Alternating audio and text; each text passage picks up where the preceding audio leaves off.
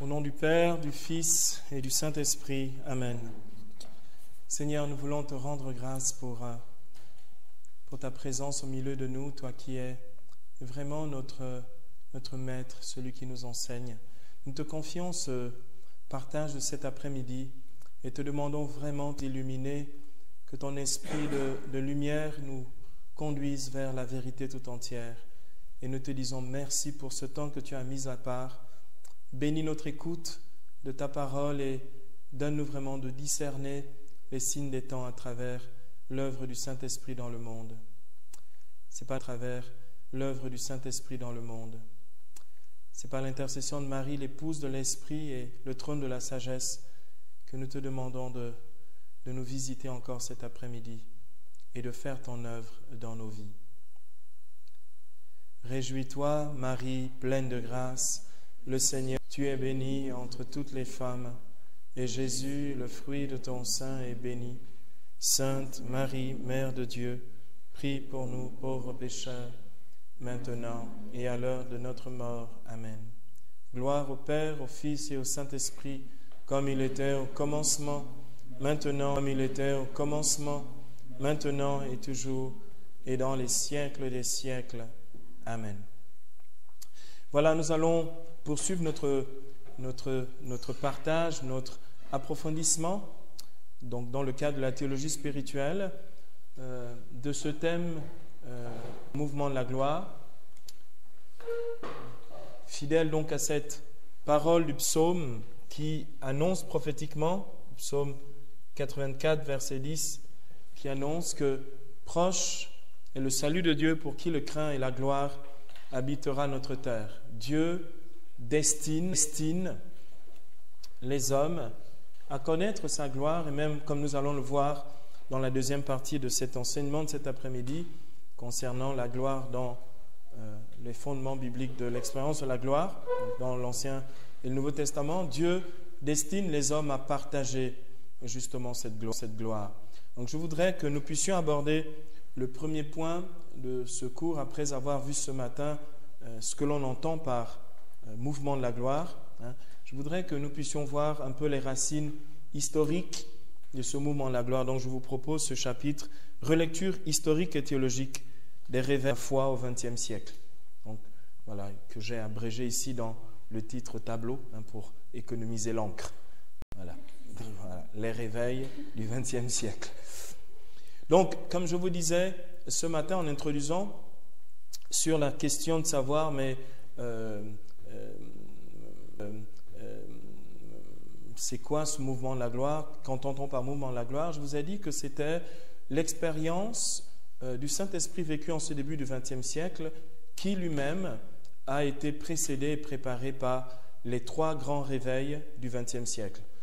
Ces trois grands réveils du XXe siècle, donc du XXe siècle en plein milieu et puis sur la fin, en gros donc 1901, en tout cas je m'inscris donc dans la perspective catholique de cette relecture, avec le pape Léon XIII, 1959 avec le pape Jean XXIII dans l'annonce du Concile Vatican II, et Jean-Paul II lorsqu'il a convoqué à Rome pour la Pentecôte 1998, les nouveaux mouvements ecclésiaux, le renouveau charismatique et les communautés nouvelles. Donc, c'est trois grands moments qui ont marqué trois étapes importantes de l'expérience du Saint-Esprit au XXe siècle. J'aimerais le relire en parallèle du Saint-Esprit au XXe siècle. J'aimerais le relire en parallèle avec ce que Dieu a fait presque de façon concomitante, presque en même temps que dans le monde protestant. Souvent d'ailleurs, le Seigneur a fait précéder cette expérience dans le monde protestant, et on voit bien qu'il y a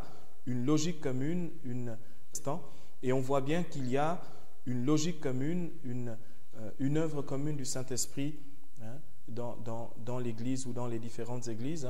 Le début du siècle, ça a été le pentecôtisme. Au milieu du XXe siècle, ça a été le mouvement évangélique. Et puis, à la fin donc, du XXe siècle, donc, ce que l'on appelait, ce que les évangéliques, eux, dans ce réveil à l'intérieur du mouvement évangélique, ont appelé la troisième vague, puisque c'est une expression liée au monde évangélique, des théologiens,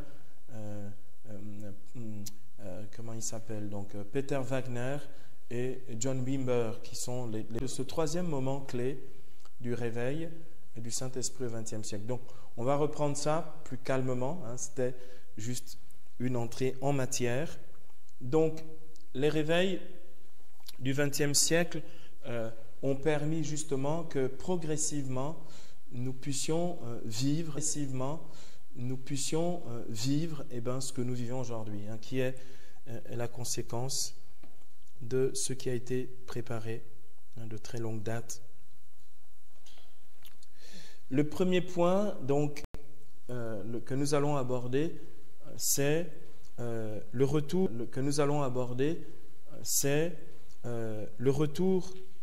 de l'Église au Cénacle proposé par le pape Léon XIII. Donc le retour au Cénacle, ça a été la première étape par le pape Léon XIII. Au début du XXe siècle, après le pape Léon XIII, ça a été justement ça, de faire revenir l'Église au Cénacle. Le pape Léon XIII, vous verrez qu'à chaque fois, il y a un pape derrière ça. Le deuxième moment clé de ce réveil au XXe siècle, ça a été l'appel d'un renouveau dans le Saint-Esprit. Ça a été la prière du pape Jean XXIII pour annoncer le Concile Vatican II et préparer spirituellement le Concile Vatican II, donc Jean XXIII. Et puis enfin, la troisième et dernière étape, ça a été avec le pape Jean-Paul II, l'année du Saint-Esprit 1998, l'année consacrée au Saint-Esprit dans la préparation du grand jubilé de l'an 2000, avec du grand jubilé de l'an 2000, avec Jean-Paul II. Donc une année entière exclusivement consacrée, c'était 1998, une année entière exclusivement consacrée au Saint-Esprit. Ça veut dire que ça a été non seulement une année d'expérience vécue, et cette expérience-là, et puis une année aussi d'intelligence, un approfondissement de la vie dans l'esprit dans l'Église catholique. Bon, les gens ont plus ou moins vécu ça, plus ou moins bien, plus ou moins à la légère, et on n'a pas pris très au sérieux ce qui se passait, mais ça a été un tournant. Ce que l'on appelle la troisième vague pour les catholiques, ça a commencé là. Une jeune fille qui s'appelle Marie, un garçon qui s'appelle Ludo, ont été baptisés du Saint-Esprit, sont rentrés dans leur paroisse à Jeanne d'Arc, à Versailles, et c'est là qu'est né Ressuscito. C'est cette année-là, les choses ont réellement commencé cette année-là. Mais on n'a pas vu venir, on ne s'est même pas rendu compte qu'il se passait déjà quelque chose et qu'il y avait une... On ne s'est même pas rendu compte qu'il se passait déjà quelque chose et qu'il y avait une fermentation dans l'Église. Mais on s'est rendu compte de ça après. En général, les catholiques rattrapent 3 trains lorsqu'ils sont... Enfin, on est toujours en retard au moins de 3 ou de 4 trains. Les autres, ils avaient déjà commencé à le vivre en 94, mais nous, c'est 4 ans plus tard. Donc, ils avaient déjà commencé à le vivre en 94, mais nous, c'est 4 ans plus tard. Donc, on a toujours un léger décalage dans le temps. Mais curieusement, dans le mouvement de la gloire actuelle, on est un peu en avance. Et gloire à Dieu, parce qu'on a... Là, on a très bien rattrapé le temps perdu. Voilà. Bon, je vous propose donc que nous puissions faire rapidement dans cette...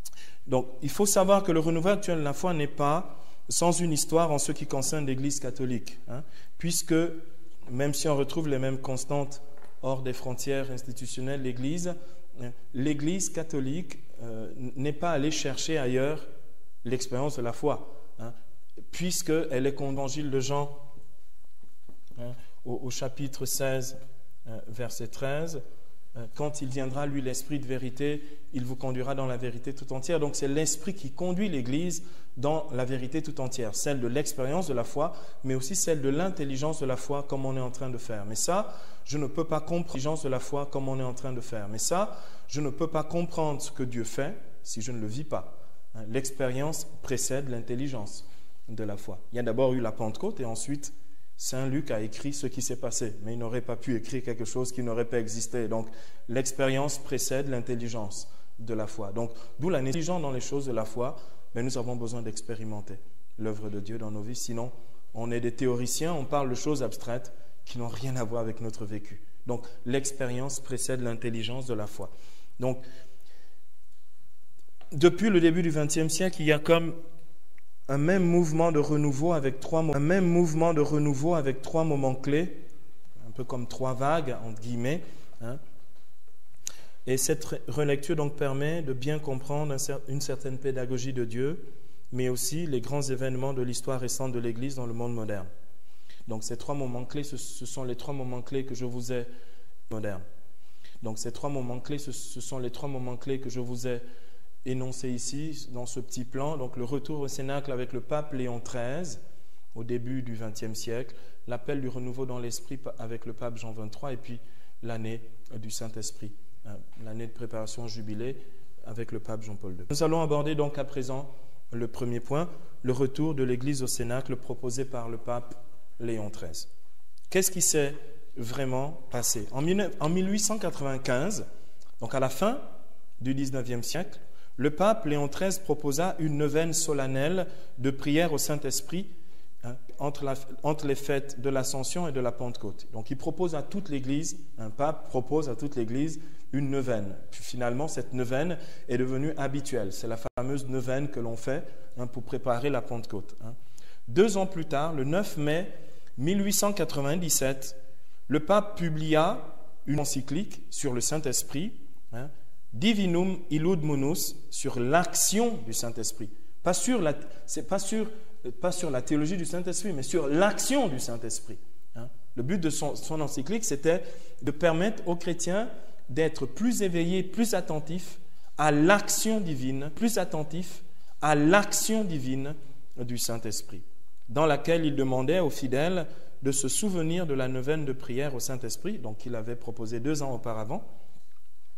Voilà. Et il l'a instituée pour l'Église comme étant une neuvaine perpétuelle. Ça veut dire une neuvaine, chaque année, on devait reprendre cette neuvaine et on peut la reprendre à chaque fois avec fruit. Cette année, si vous voulez, pour la Pentecôte, vous pouvez faire cette neuvaine au Saint-Esprit et puis vous verrez les actions divines du Saint-Esprit puisque c'est le but, c'était le but de cette neuvaine. L'intention de prier, curieux, on est à la fin du XIXe siècle. Léon XIII avait, dans cette neuvaine, comme intention de prière, de faire prier tous les chrétiens en faveur de l'unité des chrétiens. Attendez, on n'a pas encore eu Vatican II. C'est pas l'œcuménisme. On n'a pas encore eu Vatican II. C'est pas l'œcuménisme, le mouvement œcuménique n'a pas encore commencé. Mais le pape, divinement averti par l'Esprit, a déjà pour intention de prier cette neuvaine pour l'unité des chrétiens. Donc si vous voulez, c'est là qu'on voit ce lien constant depuis les chrétiens dans l'expérience vécue du Saint-Esprit. C'est assez fort ça. Enfin donc, dans cette préparation, si vous voulez, cette proposition de Léon XIII de revenir au Cénacle, le 1er janvier 1901, donc le premier jour, 1er janvier 1901, donc le premier jour de la première année du XXe siècle, 1901, au nom de toute l'Église, le pape Léon XIII invoqua l'Esprit Saint sur l'Église et le monde en chantant le Veni Creator. Le siècle, le XXe siècle, fusion du Saint-Esprit sur l'Église et sur le monde.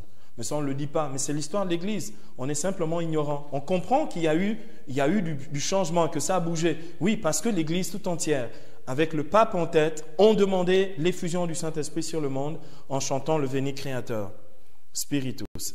C'est dans cette période que débute nouveau dans certains éléments de la foi. C'est le début du renouveau liturgique dans l'Église. On a commencé à se poser des questions par rapport s'il ne fallait pas arriver à réformer la liturgie pour que les chrétiens participent davantage, puisque jusque-là, les chrétiens assistaient aux liturgies. Comment est-ce que les chrétiens peuvent être participants des liturgies? Pour ça, il fallait... c'est le début des chantiers où on commence à penser la réforme liturgique, où on commence à traduire les psaumes du latin en français, par exemple, pour la France. Et puis, donc, il y a eu à partir de ce moment-là aussi un renouveau dans l'étude des grands textes de la tradition.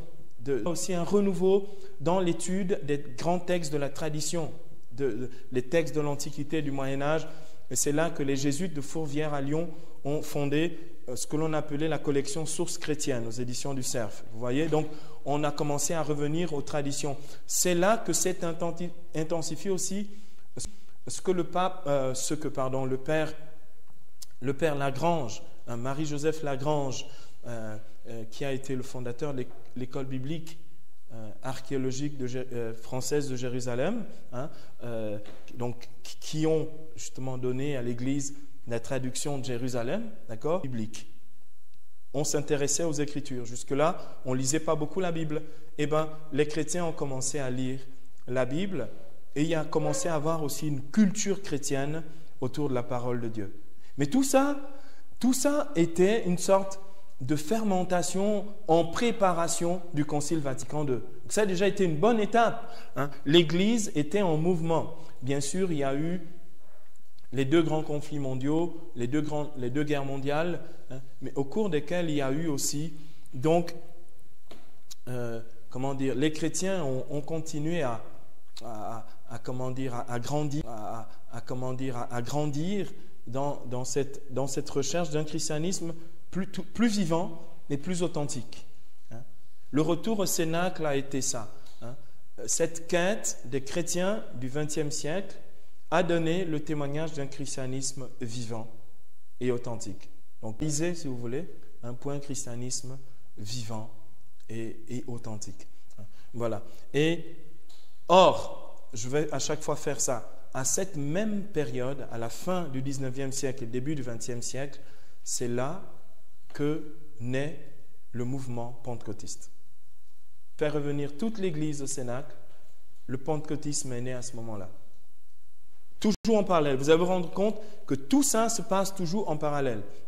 Le mouvement pentecôtiste qui a été préparé par le mouvement méthodiste à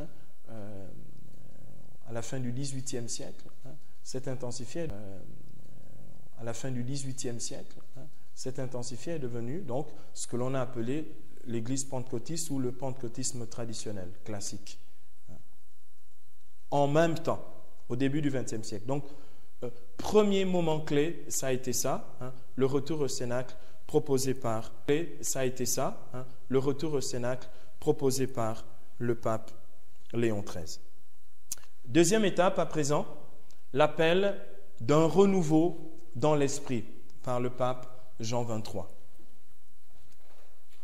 On se souvient donc de la prière du pape Jean XXIII, la prière qu'il fait faire à toute l'Église pour le Concile Vatican II en 1959.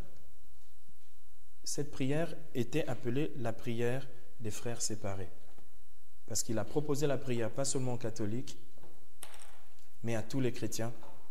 Parce qu'il voulait que le Concile Vatican, un concile occidental seulement, mais un concile général, un concile œcuménique. Donc Léon XIII ici c'est 1901, Jean XXIII c'est 1959.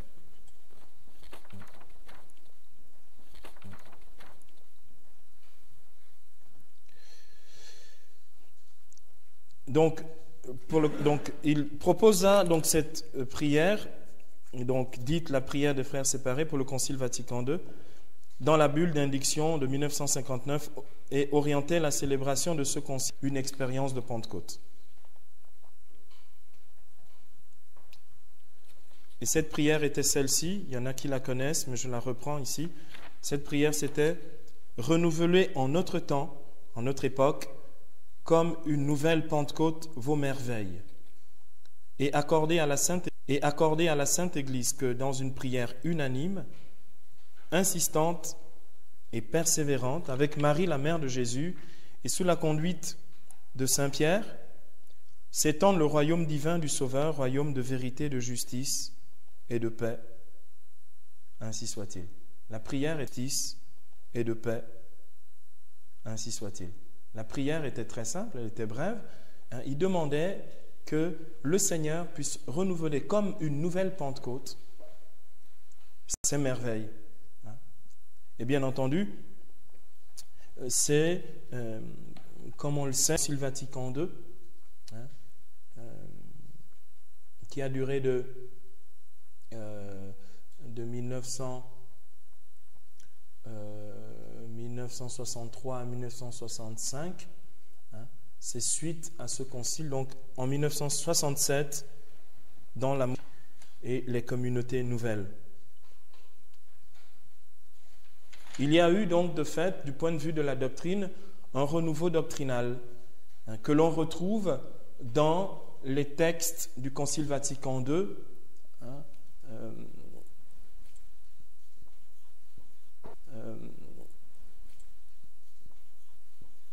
Dans les textes du Concile Vatican II, c'est la constitution dogmatique sur l'Église, donc un renouveau de la vision de l'Église comme peuple de Dieu et temple de l'Esprit, Lumen Gentium, constitution dogmatique sur l'Église, constitution dogmatique sur l'Église, dans laquelle, pour la première fois, dogmatiquement, on affirme que l'Église est non seulement hiérarchique, mais aussi charismatique dans Lumen Gentium numéro 12.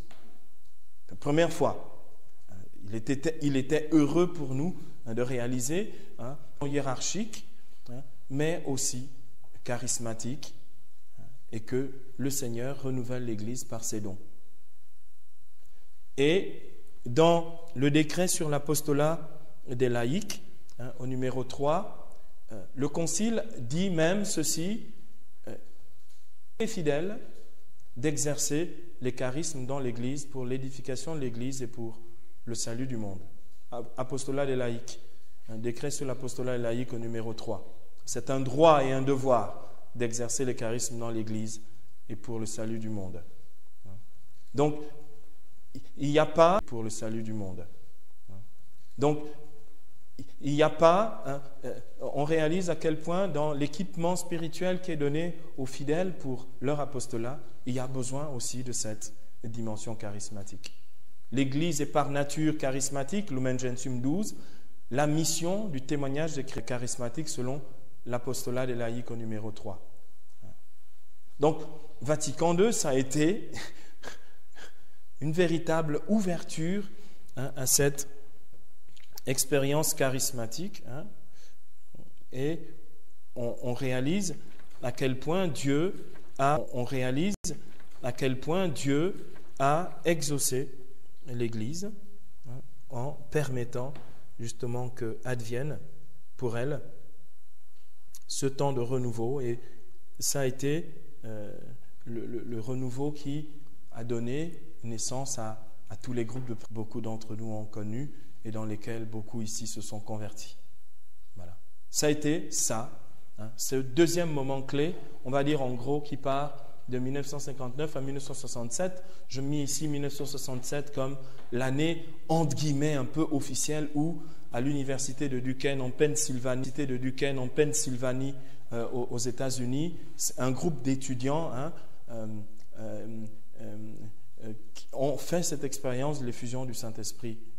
Vous avez ça dans un livre intitulé « Le retour de l'Esprit » de Kevin et Dorothée Renegan, qui ont écrit ce livre intitulé « Le retour de l'Esprit ». Il s'était barré, donc il est revenu entre-temps. Voilà, gloire à Dieu pour tous ces retours de l'Esprit dans l'Église. Et puis enfin, pour le XXe siècle, il y a eu ce moment assez décisif qui a été l'année 1998. Je rappelle, alors pour la deuxième étape, excusez-moi, j'ai oublié de vous dire en parallèle, ça a été la naissance dans les années 50, en plein milieu aussi du XXe siècle, ça a été la naissance du courant évangélique, comme une sorte d'approfondissement de l'expérience pentecôtiste. Donc voilà. En même temps qu'il y avait du frémissement chez les cathos, et bien en même temps chez les protes, il y a eu donc cet avènement de ces courants évangéliques et sans dénomination, mais des chrétiens qui faisaient l'expérience de la puissance de Dieu et qui devenaient eux aussi témoins de l'amour de Dieu. Voilà. Et puis, 1998, enfin, troisième étape, l'année consacrée au Saint-Esprit dans la préparation du grand jubilé de l'an 2000. Comme le disait le pape Jean-Paul II dans sa lettre apostolique Tertio Millennio Adveniente sur l'approche du nouveau millénaire. Il annonçait la venue, il annonçait le nouveau millénaire. Le pape Jean-Paul II disait ceci: l'Église ne peut se préparer à l'échéance du bimillénaire autrement que dans le Saint-Esprit. Il disait, pour se préparer à rentrer dans le nouveau millénaire, un peu comme Léon XIII l'a fait pour l'entrée dans le XXe siècle, eh bien, nous avons besoin du Saint-Esprit. Nous avons besoin du Saint-Esprit. Ce qui, dans la plénitude du temps, s'est accompli par l'Esprit Saint, ne peut maintenant ressortir de la mémoire de l'Église que par lui. L'Esprit, en effet, actualise dans l'Église de tous les temps et de tous les lieux la révélation unique apportée par lui. Cette révélation est efficace dans l'âme de chacun. Le Paraclet, l'Esprit Saint que le Père enverra en mon nom, lui, vous enseignera tout et vous rappellera tout ce que je vous ai dit. Jean, chapitre 14, verset 26. Le pape dit que nous avons besoin que l'Esprit rafraîchisse, vivre sous l'action du Saint-Esprit. Jean, chapitre 14, verset 26. Dans Tertio Millennio Adveniente, que j'abrège comme ça, TMA, au numéro 44, disait Jean-Paul II. Il ajoutait pour cela que dans les tâches premières de la préparation au jubilé figure donc la redécouverte de la présence et de l'action de l'Esprit. Pour lui, le but de l'année 1998, c'était redécouvrir non seulement la présence, donc une expérience vécue, la présence et l'action du Saint-Esprit. Ça veut dire, quand l'Esprit agit, on voit les actions de l'Esprit. Donc le but pour lui, il proposait cela, redécouvrir la présence et l'action de l'Esprit. Il s'agit dans l'Église, dit le pape. Donc l'Esprit agit dans les sacrements, particulièrement la confirmation, mais aussi par les différents charismes, rôles et ministères spécifiques qu'il suscite pour le bien de l'Église. Donc Jean-Paul II parle à la suite de Vatican II. Unique est l'Esprit qui distribue ses dons variés pour le bien de l'Église, mesure de ses richesses et selon les nécessités des services. Parmi ces dons, la grâce accordée aux apôtres tient la première place. L'Esprit lui-même soumet à leur autorité jusqu'aux bénéficiaires des charismes, selon 1 Corinthiens 14. Le même Esprit qui est par lui-même principe d'unité dans le corps où s'exerce sa vertu, et où il réalise la connexion intérieure des membres, produit et stimule entre les fidèles la charité. L'Esprit est aussi, disait Jean-Paul II dans Tertio Millennio Adveniente, toujours, l'Esprit est aussi pour notre époque l'agent principal de la nouvelle évangélisation. Il disait ça déjà. Il importera donc de redécouvrir l'Esprit comme celui qui construit le royaume de Dieu au cours de l'histoire et prépare sa pleine manifestation en Jésus-Christ en animant les hommes de l'intérieur et en faisant croître dans la vie des hommes les germes du salut définitif qui adviendra à la fin des temps. Tertio Millennio Adveniente numéro 45.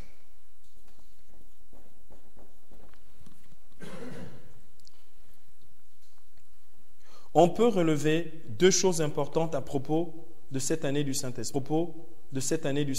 La première chose que je relève de ces deux textes que nous venons de lire de Jean-Paul II, c'est premièrement la redécouverte de la présence et de l'action du Saint-Esprit dans l'Église. Première chose.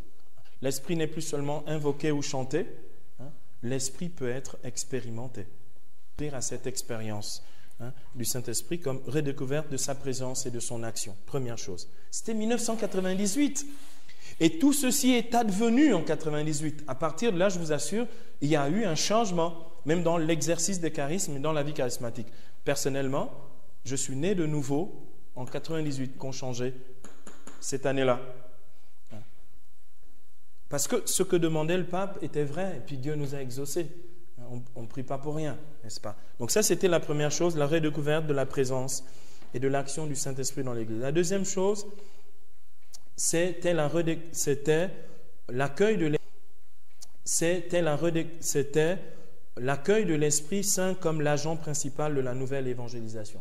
Or, comme on l'a vu déjà ce matin en introduction, cette nouvelle évangélisation est, selon Jean-Paul II, nouvelle dans sa ferveur, dans ses formes et dans ses expressions. Telles sont bien les caractéristiques de la Jésus. On constate simplement que ce mouvement de la grâce a pris vraiment de l'ampleur.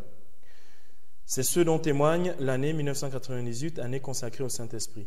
Dans son message final au Congrès mondial des communautés nouvelles et des nouveaux mouvements ecclésiaux, au cours de la Pentecôte à Rome, le pape Jean-Paul II, lorsqu'il intervient, il dit ça dans sa prédication, vous savez comme Benoît XVI l'a fait cette année, dans sa prédication à la vigile de la Pentecôte, cette prédication avait pour titre « Ouvert au don de l'Esprit ». Il disait « Lorsqu'il intervient l'Esprit,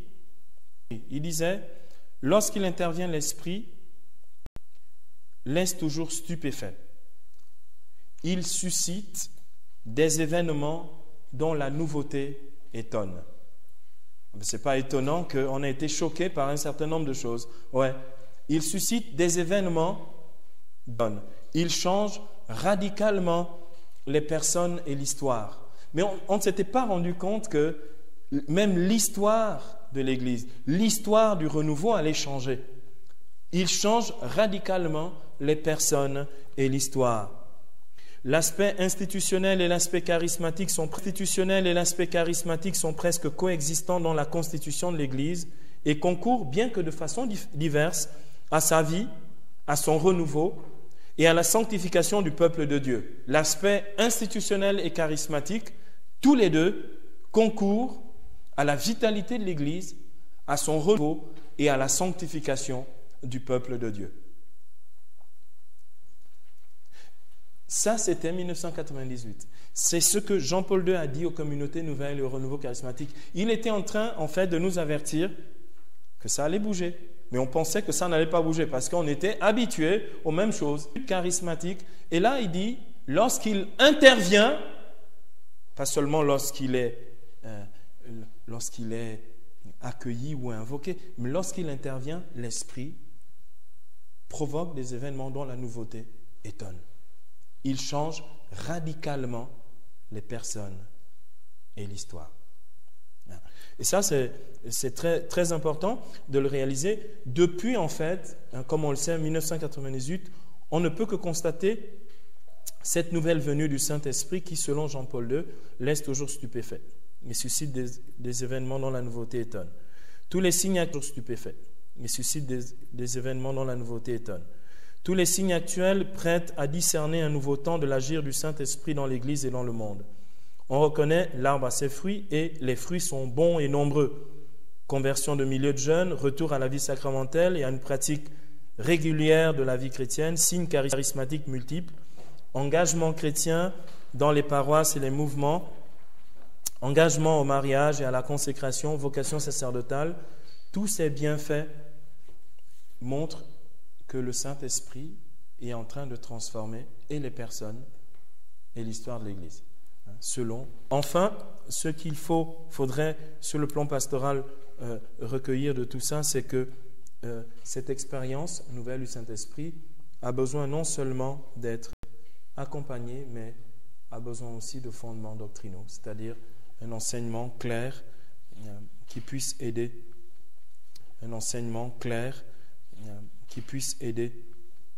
à comprendre vraiment ce qui se passe. Pour ça, il nous faut reparcourir l'histoire de l'Église comme on va le faire, relire aussi ce témoignage de l'œuvre du Saint-Esprit dans la vie des saints et dans l'enseignement du magistère.